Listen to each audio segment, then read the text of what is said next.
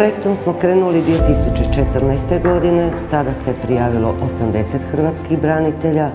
Kao prva godina, znači jedan pilot projekt, dva naša hrvatska branitelja su uspješno otvorili svoje obrte, odnosno poduzeća. U 2015. bilježimo rast od zainteresiranosti, znači prijavilo se 100 hrvatskih branitelja, imamo 10 poslovnih planova koji su uspješno realizirani, 3 su već uspješno otvorili svoje obrte, odnosno poduzeća, ovi ostali dovršavaju i nadamo se da će ove godini 10 hrvatskih branitelja uspjeti ostvariti svoj cilj, a to je otisnuti se u poduzetničke vode i osiguravati egzistenciju za sebe i svoje obitelji u početnim godinama, a nadamo se da će uskoro i zapošljavati druge nezaposlene hrvatske branitelje.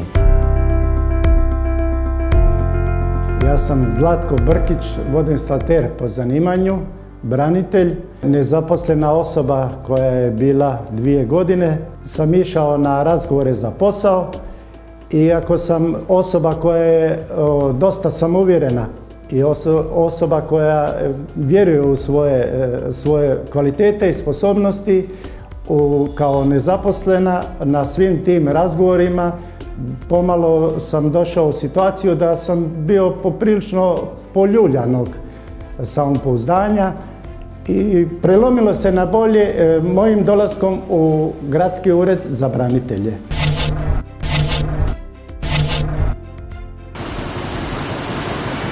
Završio sam na burzi nakon 20 i nešto godina radnog staža. Pošto nisam naučen biti nezaposleni, stalno sam aktivan, krenuo sam u ovaj projekt preko Gradskog ureda za branitelje, u projekt samozapošljavanja nezaposlenih hrvatskih branitelja. Gradski ured za branitelje i Plavi ured su mi najviše pomogli od svih ovih ustanova kojima sam se obraćao.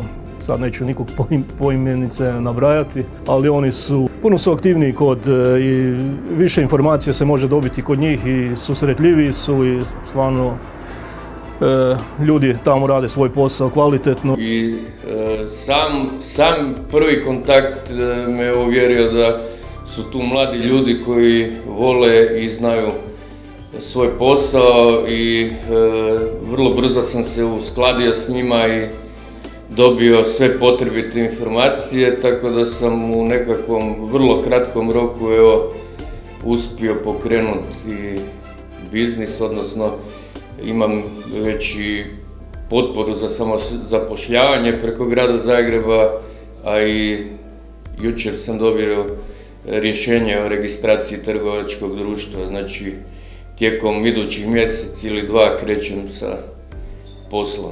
Naravno da čovjeku pruža zadovoljstvo, mogućnost da vizija da će nešto napraviti s tim poslom u budućnosti, da mu to budi nekakve nade, pojačava energiju i želju za radom, tako da vjerujem da će to sve završiti dobro. Ja se super osjećam, to sam ja. Ja ne znam ništa drugo biti nego poduzetnica. Ja jesam bila hrvatski branitelj u vrijeme rata, ali sam isto tako obavljala svoj posao, znači posao frizera, koji je isto tako u sklopu tih svih događanja koja su se onda događala isto bio potrebit kao i neki drugi poslovi što se tiče logistike u Hrvatskoj vojsci, jel? Otišao sam u Plavi ured gdje su mi objasnili i pomogli da sastavim poslovni plan kojeg sam onda predao u Gradski ured i gdje su mi odobrili znači poticaje za samozapošljavanje. Pa za sada evo mogu reći da zadovoljan sam, posla ima, što je meni najvažnije za sada, a za dalje vjerujem da će to sve ići bolje i bolje. Osjećam se sretno i jednostavno imam vjeru da ću moći ostvariti to što sam si zamislio, tu moju ideju, i da ćemo to realizirati na zadovoljstvo i mene i mojih budućih klijenata. Svaki moj upit, svaki moj zahtjev, svako moje neznanje u vezi svih tih otvaranja u Plavom uredu i uredu za branitelje, bez obzira jesu li ljudi bili na slobodnim danima, na godišnjem odmoru ili popodnevnim satima, oni su se uvijek javili i pružili su mi adekvatne informacije koje su nam trebale. U nekih mjesec dana je odrađeno sve, od prijave za plan, za subvenciju, rješavanje kompletne papirologije, dobivanje subvencije, otvaranje firme, tako da jako kratki rok.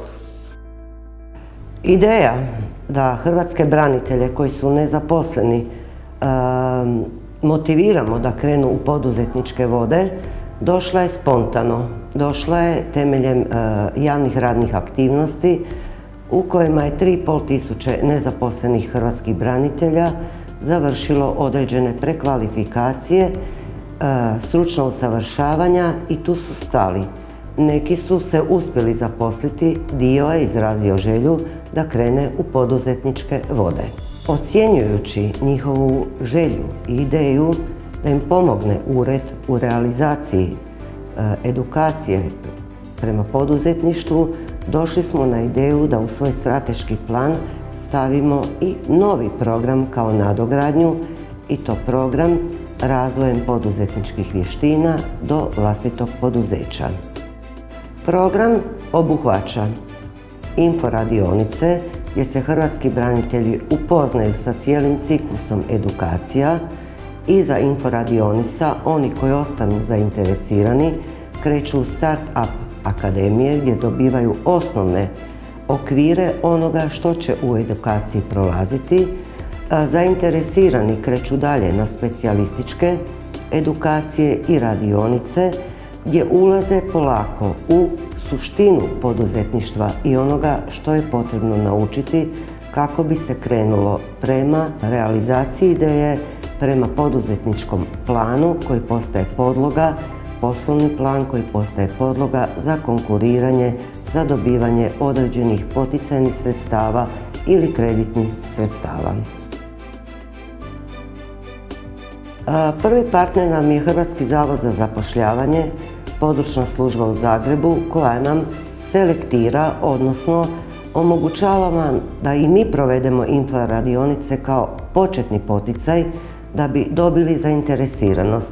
Osim toga dobivamo i hrvatske branitelje koji su nezaposleni, a u intervjuima u zavodu su iskazali želju za učenjem, edukacijom za poduzetništvom i također naša razvojna agencija Grada Zagreba, odnosno njihov plavi ured koji i provodi konkretne edukacije od početka do kraja, čak i pomaže pri dobivanju kreditnih sredstava, poticajnih sredstava i strahovito se angažira da bi onaj koji je obuhvatio, prihvatio, savladao poduzetništvo mogao to zaista i realizirati.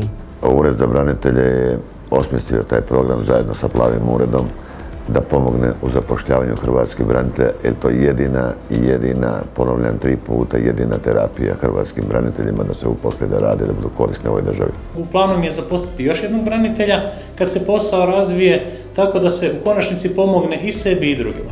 Preporučio bih svim svojim kolegama hrvatskim braniteljima da se obrate u Gradski ured za branitelje i zatraže potporu za samozapošljavanje preko plavog ureda Centra za poduzetništvo Grada Zagreba. Ja bih samo ovim putem, ako je moguće, apelirala na hrvatske branitelje koji su nezaposleni. Skupite hrabrost jer ste uvijek dovoljno mladi. Ured je ovdje, razvojna agencija je ovdje, pomoći ćemo najviše što možemo. Odazovite se, dobrodošli ste i vrata su vam širom otvorena.